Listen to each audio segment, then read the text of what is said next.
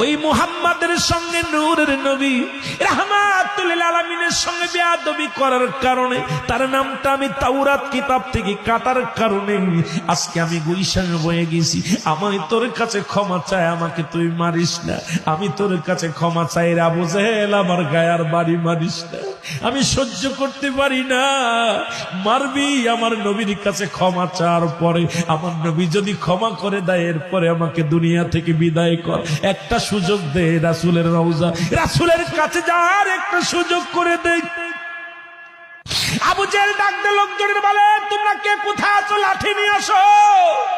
আরে মুহাম্মদ সাপ পাঠাইছে আমারে মারার জন্য, আর সাপ বলে ওরে মারতে বারণ করে। একে তো সারা যাবে না, জলদি আয়, লাঠি নিয়ে আয়। লাঠি দিয়া পিটাইয়া আবু বাদানকে কি করলেন, হারেসকে পিটাইয়া হাড্ডি গুড্ডি ভেঙে দিলেন। হারেস চোখের পানি ছেড়ে কান্দার বলে